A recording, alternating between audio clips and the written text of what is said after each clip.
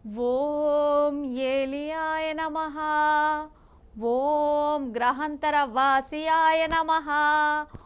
ఓం జాదువాయ నమః. ఓం జాదుగయాయ నమః.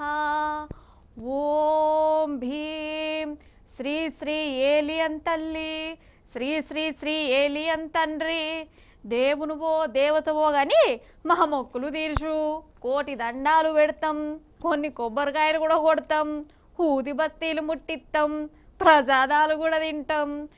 ఏలియన్ దేవునికి జై. ఏందోలా ఈ పిల్లకి ఏమైంది, ఈ మొక్కుడేంది, ఈ తిప్పలేంది అంటారా? ఏం లేదోల్లా. అయితే ఆకాశంలో గ్రహాంతర వాసులని వింత మనుషులు ఉన్నారు ఉన్నారు ఉన్నారు అని అంటారు కదా.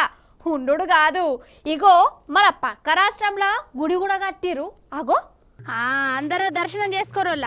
కొత్త దేవుడు, దేవుడు అంటారా దేవత అంటారా, లేకుంటే ఇంకేదైనా కొత్త పేరు పెడతారా, మీ ఇష్టం. ఎట్లున్నాడోలా కొత్త దేవుడు. అయితే ఇదే ఏలియన్ దేవుడట. ఏలియన్ దేవుడు అదేనుల్లా గ్రహాంతరవాసి. గ్రహాంతరవాసులు భూమి మీద అత్తరు అత్తరు అంటారు కదా. అగోగా ఏలియన్ విగ్రహాన్ని ఈయన తయారు చేసి దానికో గుడి కూడా కట్టి మురిసి ముప్పందమైతుండు.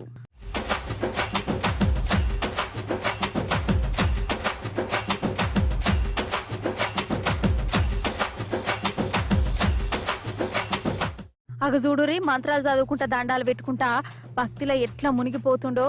ఈయనది తమిళనాడు రాష్ట్రం సేలం అట. ఆన్నే ఏలియన్ కు గుడి కట్టిండు. మరి ఏలియన్ ముఖము ఈయనకి ఎట్లా తెలుసు?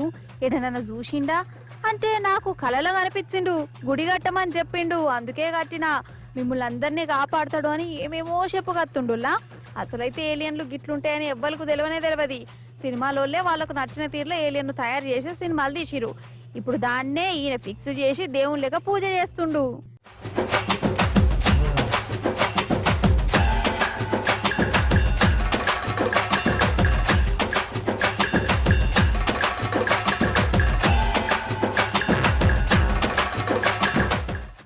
కానీ ఏ మాటకా మాటేనొల్లా, తమిళనాడు అంటేనే జర అలగ్ జలగ్గాతుంటది. ఆడ సినిమా యాక్టర్లకు గుళ్ళు కడతారు, రాజకీయ లీడర్లకు గుళ్ళుంటాయి.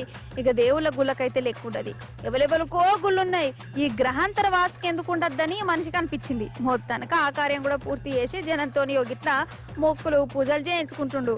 మొత్తానికి గుడి కట్టినందుకన్నా ఏలియన్ తల్లి దయ ఈయన మీద, తమిళనాడు మీద ఉండాలని మనం కూడా కోరుకుందాం. ఏమంటారు?